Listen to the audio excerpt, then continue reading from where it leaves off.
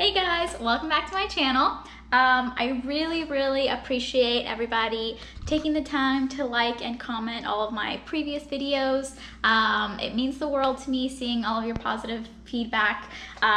And speaking of positive feedback, I had an outrageous amount of that on my last arepas video. So I thought it'd be fun to share another recipe that I kind of grew up with you guys. So I'm gonna teach you how to make chicken empanadas. Yo, these are so good. Like anytime I'm feeling homesick or I just need like a homey dish, these are my go-to things. So they're really easy to make. I'm actually not gonna show you how to make the traditional Colombian empanada because usually those come with like chicken or beef, and then they have rice, and then they have potato, and then they're fried.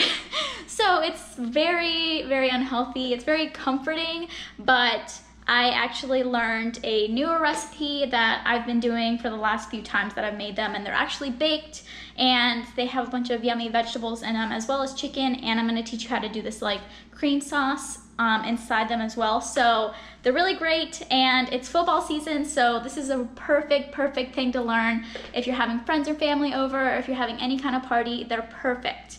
So let's get to it. Okay, for the stuffing, you are going to need shredded chicken. You can also use beef if you prefer that. You're going to need some mushrooms, carrots, and leeks all cut up. If you don't know what a leek is, it's like a big green onion. They are so amazing. You're gonna need garlic, heavy cream, Parmesan cheese, and you're gonna need the dough that we make the empanadas out of. Some supermarkets actually carry like little Hispanic sections where they sell like Goya and stuff, but I could not find any in any of the supermarkets in Slidell. So if you are in that predicament, puff pastries work just as well. The texture is going to be a little different than, you know, the original empanada, but it'll still be really delicious. First things first, we are going to take our vegetables and we are going to start cooking them up on this pan.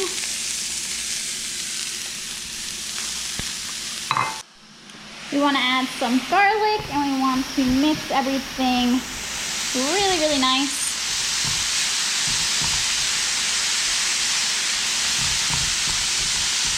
You want to make sure everything is fully cooked, y'all, especially the carrots, because they're pretty hard, so you want to get them kind of softer, and then you want to get as much flavor as you can out of those leeks.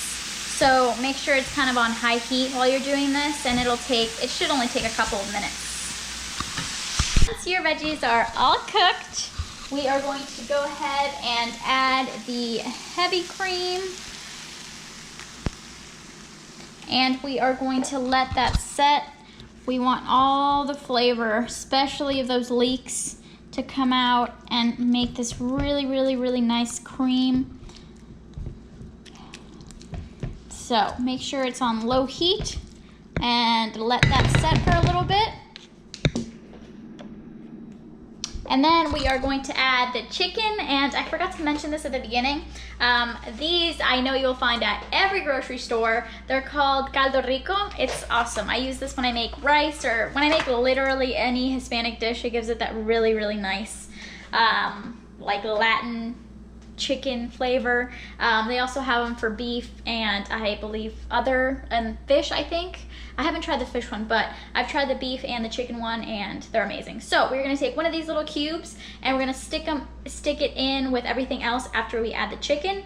And lastly, I'm gonna show you how to roll these out. I accidentally bought the shells this time. I didn't even think to look because last time I bought the sheets, which you can also do. So this is fine too either way. I mean, if you buy the sheets, you just have to cut out the circles yourself.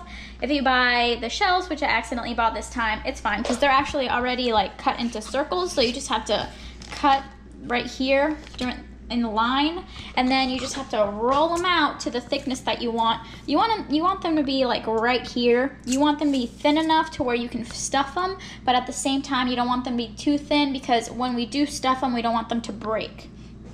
So this is kind of the size that you're looking for. All right, I think it's time. So we want to take our shredded chicken and we just want to pour it all in there. We're just gonna mix it all together And then we are going to add that little cube that I just showed y'all. Okay. Y'all can see that. So these little cubes are awesome. You're gonna take these, and I like to kind of break them up everywhere.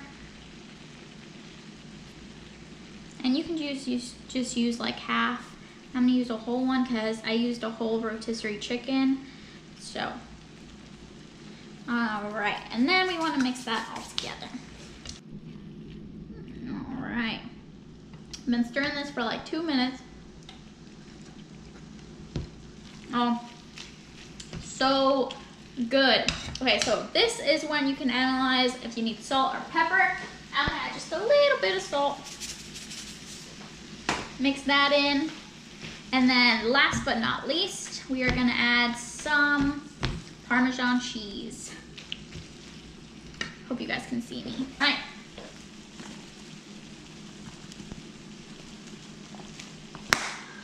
Y'all, this dish makes me really happy.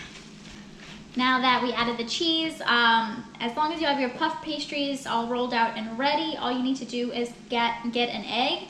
We're gonna crack it and we're going to mix it, and we're gonna put a little bit of egg wash on top of the empanadas before we put them in the oven, and that's it. So, oh.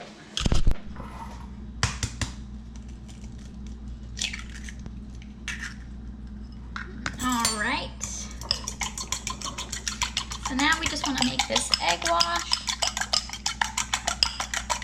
So next thing, you're gonna take your egg wash and you're gonna literally just dip your finger in here and just make sure there's egg wash on the outside of the empanadas. That's how we're gonna seal them together. I'm using my hands because I don't have a brush, but if you have a brush, even better. Next thing we're gonna do is we're going to fill them.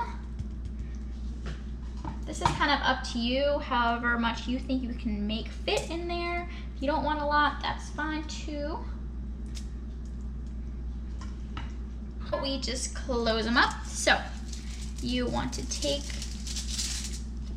your puff pastry that's already stuffed. Let me move this to where you guys can see. And you kind of just want to stretch the sides out until you think they stretch enough to where they can meet on the other side. This is kind of tricky, especially with this puff pastry because it is very fragile. But just like that. To use the fork to kind of seal these edges down all the way around. And then lastly, you want to take your fork and you want to poke a hole directly through the middle. There we go. And then we're going to transfer them to our pan. You want to make sure they all go in at once.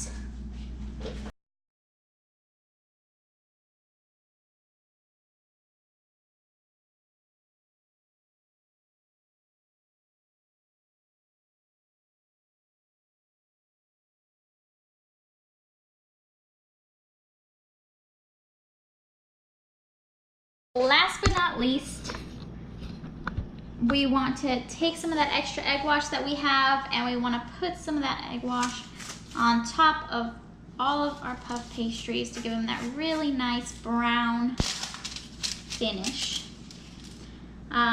Also, when I said it had to be 350, I'm sorry, I have to correct myself. It's actually 425.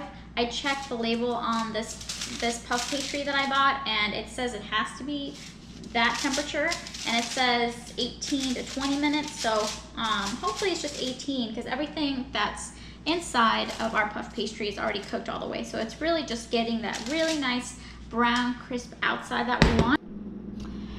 Trust me y'all, if they don't look exactly perfect or like, you know, they don't all look alike, that's fine. They're gonna taste amazing. The reason that mine look a little bit mangled is because I filled them as much as they could be filled, and there's some holes in the puff pastries because I did that, but I really wanted to use all the stuffing that I made for this specific recipe. So if you want the puff pastry to be a little bit easier to manage, I would definitely recommend not putting as much stuffing in there. And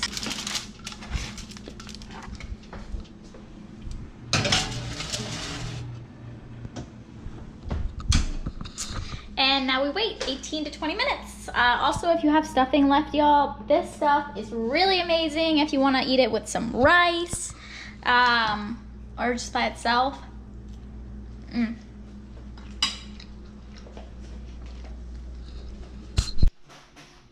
Okay, it has been exactly 18 minutes and they look about ready, y'all. So we're gonna take them out.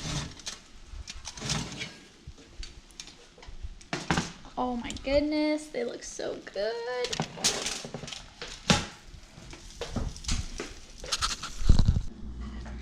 All right, there you have it, y'all. I really hope that you guys try this at home and let me know if you like how they turned out. They are amazing, I promise you. And I'm just gonna let you guys see what the inside looks like. Thanks for watching, y'all. See you next time.